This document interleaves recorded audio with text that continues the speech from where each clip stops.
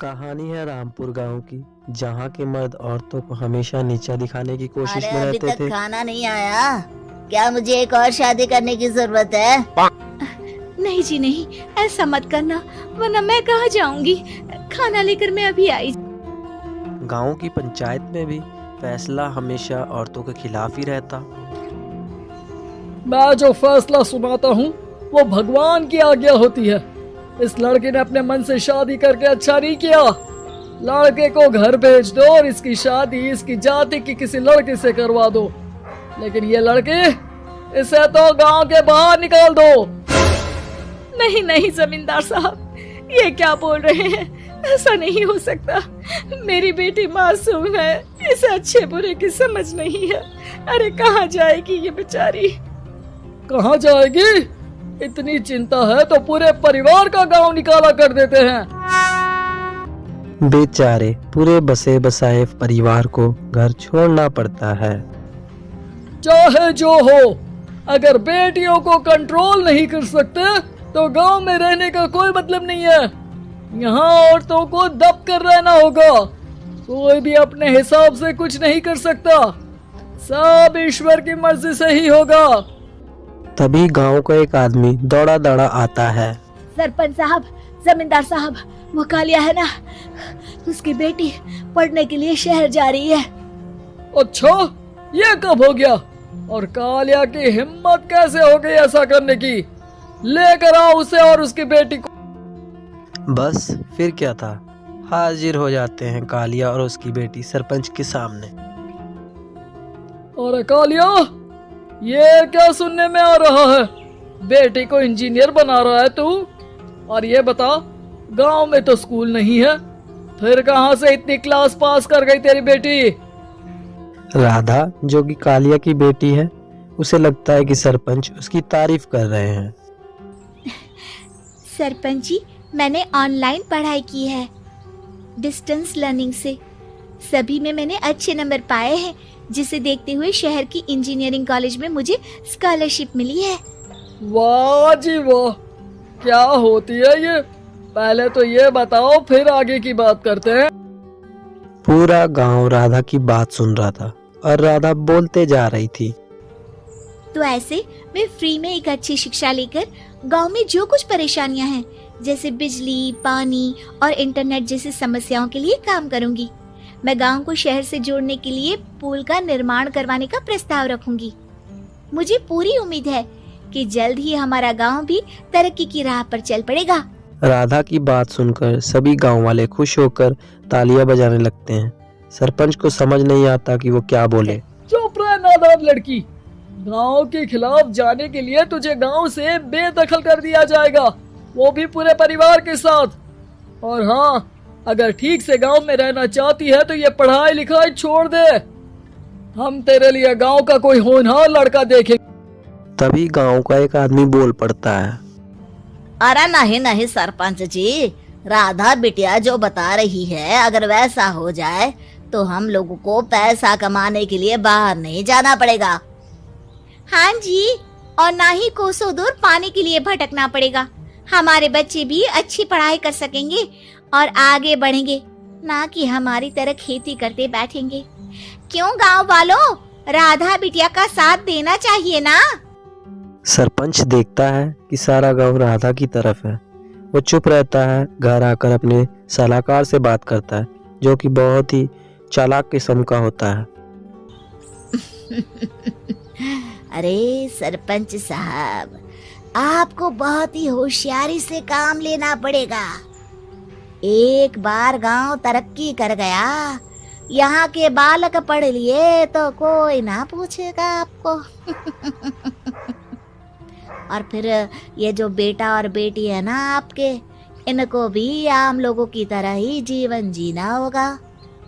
हाँ, लेकिन करे तो क्या करे? वो ना आप मुझ पर छोड़ दीजिए, बस मैं जैसा बोलूं करते जा। अगले दिन सुबह जब गांव वाले सुबह सोकर उठते हैं तो राधा के घर के बाहर और साथ ही वो लोग जिन्होंने राधा का सपोर्ट किया था, उनके घर के सामने लाल रंग से कल आऊंगी लिखा था। कल आऊंगी। यह क्या होता है? अरे यह तो खून से लिखा है, लगता है कोई भूत प्रेत या चुड़ैल का साया है। चलो सरपंच जी के पास चलते हैं। सभी सरपंच के पास जाकर उसे सारी बात बताते हैं। अरे ये तो बड़ी मुश्किल की बात है। चलो मैं एक बाबा को जानता हूँ, उन्हें बुला लेता हूँ। सरपंच बाबा को लेकर गांव के घर के बाहर जाता है। ओहो, तो ये वो चुड़ैल है जो उन लोगों को निशाना बनाते हैं जो गांव को बदलने का सपना देखते हैं। वो गांव को ऐसे ही संपन्न देखना चाहती है। वो नहीं चाहती कि कोई बाहरी यहाँ का कायाकल्प करे। क्या तुम लोगों में से किसी ने गांव को बदलने की सोच रखी है? तभी राधा की माँ रोते रोते आती है। मेरी राधा घर से गायब हो गई है। अरे कोई तो बचाओ, मेरी बच्ची कहाँ गई?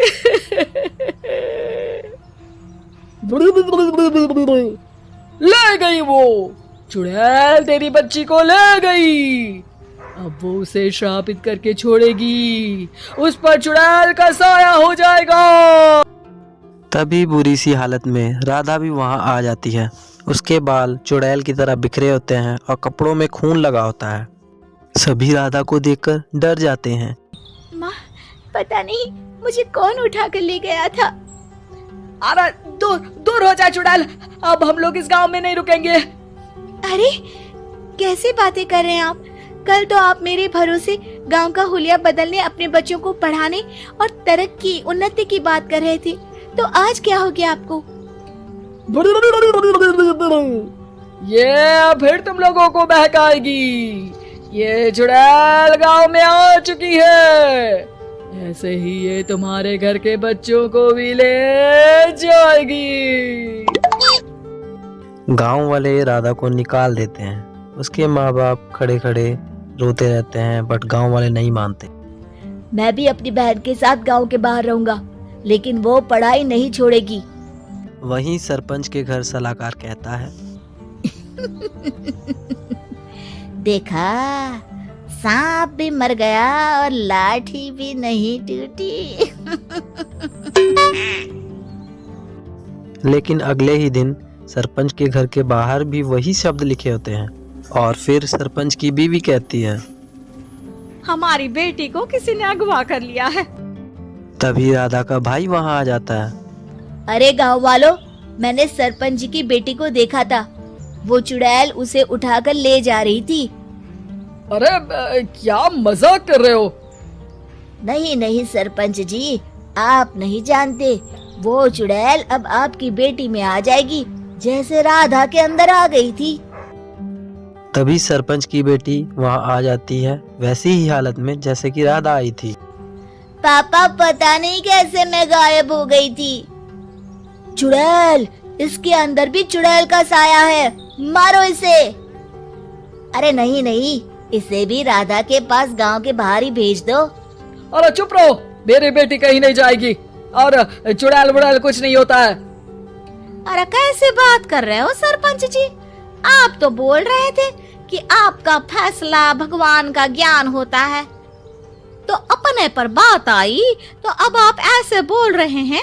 अरे ना ना ना, आपको अपनी बेटी को त्यागना ही होगा। अरे बुलाओ बाबा को। राधा का भाई ढोंगी बाबा को ले आता है, जिसे अब गांव के डर से सच बोलना पड़ता है। मैं कोई बाबा नहीं हूँ, मैं तो मोची था। ये सलाहकार महोदय ने मुझे कहा था एक्टिंग करने को। अब वो मुझे पैसे देने वाले हैं। अब मुझे माफ कर दो। गलती हो गई, मुझे माफ कर दो। तभी वहां राधा आ जाती है। देखा सरपंच जी, जब गांव के बच्चे साक्षर होंगे तो आप जैसे लोगों की चालाकी नहीं चलेगी।